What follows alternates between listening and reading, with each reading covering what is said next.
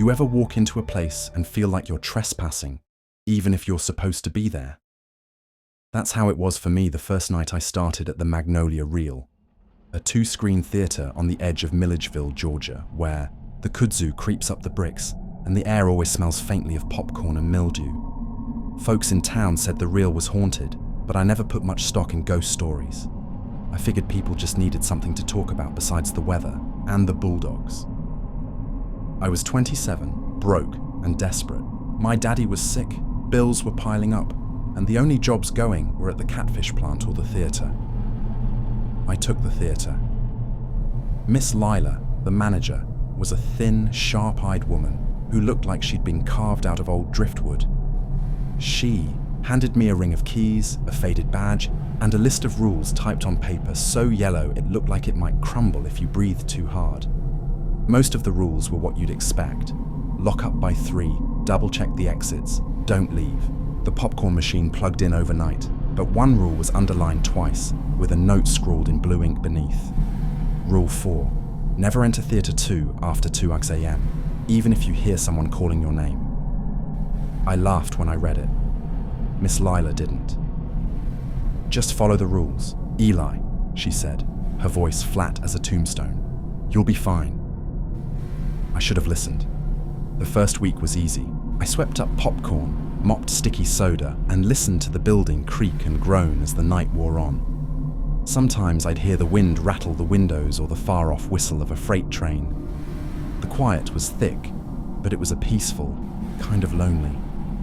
I'd sit in the projection booth, feet up on the counter, and watch the last reels spin out, the images flickering over empty seats. But on my 8th night, I found the first stain. It was on the back wall of Theatre 2, a dark smear, the size of a dinner plate, seeping down the plaster. I touched it, thinking it was soda or syrup, but it was cold and sticky, and when I pulled my hand back, my fingers glistened red under the exit sign. I ran for the utility sink, scrubbing until my skin burned. When I went back, the stain was gone. The next night, it was back, this time pooled under seat 9B. I didn't touch it. I just stared, heart thudding, as the smell hit me. Copper and rot, like a butcher's floor in July. That's when I heard the humming. It drifted through the air, a slow, sad tune I couldn't place. The sound pulled at me, drawing me toward the stage. I took a step, then another, until the voice sharpened into words. Eli, Eli, come see. I bolted. The next morning, I cornered Hank Dobbs, the daytime projectionist, as he smoked behind the dumpster. You'll know about Theatre 2, I said. What's really in there?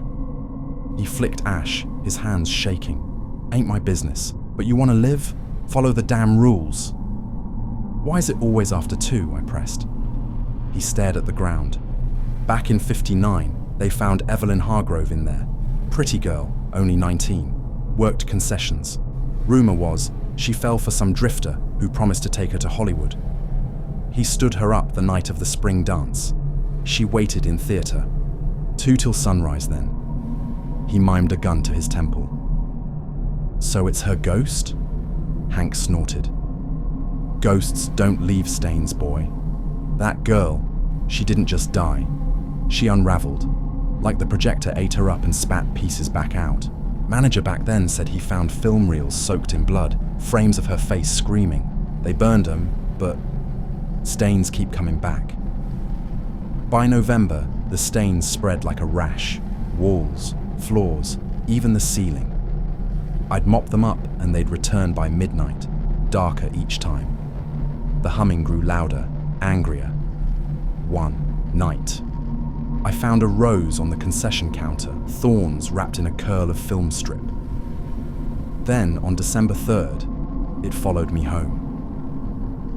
I got to my trailer just past dawn, exhaustion dragging me to bed. I woke to the smell of popcorn burning. The TV in my living room blared static, but beneath the noise, I heard it. Eli. Eli. I yanked the plug. The static died, but the voice didn't.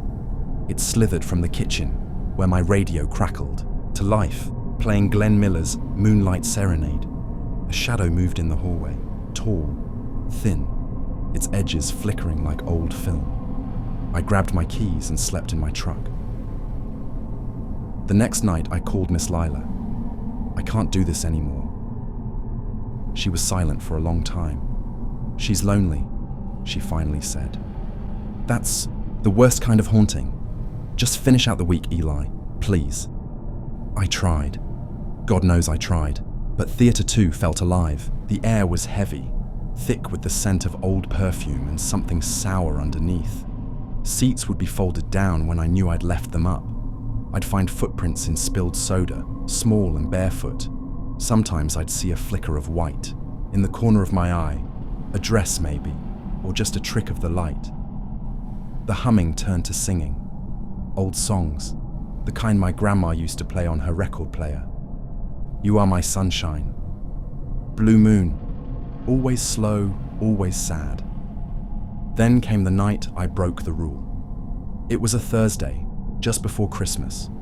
The town was quiet, the streets empty. I was finishing up in the lobby when I heard crying, gut-wrenching, desperate sobs coming from Theatre 2. I checked the clock, 2:07 a.m. I should have left. I should have locked up and gone home. But something about that crying, so raw, so human, pulled me in. I opened the door.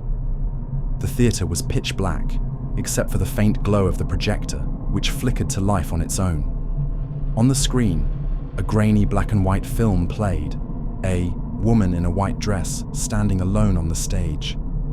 She looked up, and even though her face was blurred, I felt her eyes on me. The crying stopped. The woman on the screen smiled. A wide, unnatural grin. The film burned out, the screen going black. I turned to leave, but the door wouldn't budge. The air grew thick, heavy, like I was breathing through wet cotton.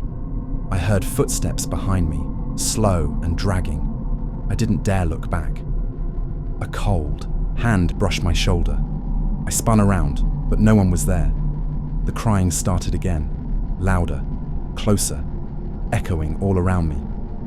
I screamed for help, pounding on the door. Finally, it gave way, and I stumbled out into the lobby, gasping for air. I quit the next morning. Miss Lila didn't even ask why. She just handed me my last paycheck and told me to take care. But that wasn't the end. A week later, I got a call from the new nightshift guy. He sounded shaken, voice trembling. She called my name, he whispered. What do I do? I told him what Miss Lila told me. Follow the rules. Don't answer her. And whatever you do, don't go in after 2. But I could hear her, faint but clear, through the phone, crying, calling, begging for someone to listen. After I left, I started asking around about the theatre. Most folks were tight-lipped, but an old projectionist named Hank finally told me the story. Back in the 50s, a girl named Evelyn worked at the Magnolia Reel. She was beautiful, with a voice that could hush a room, but she was heartbroken when a lover stood her up on the night of the spring dance. She locked herself in Theatre 2 and was found dead the next morning, a single rose in her lap and a reel of film still spinning. Some say she's still waiting, calling out for someone to sit with her, to watch just one more movie. Others say she's angry, trapped in the darkness, lashing out at anyone foolish enough to break the rules. It's been months since I worked at the Magnolia Reel, but sometimes, late at night, I still hear her. In my dreams, or when the wind rattles the windows, I see that flickering screen, that impossible smile. Last week, I drove past the theatre. The marquee was blank, the windows dark, but as I slowed at the stoplight, I saw her, a pale figure in a white dress, standing in the lobby, watching me with empty eyes. I pressed the gas and didn't look back. So if you ever find yourself alone in an old theatre after midnight, remember this. Some rules aren't just suggestions. Some doors, once opened, never truly close. And if you hear your name whispered in the dark, don't answer. Not even for me.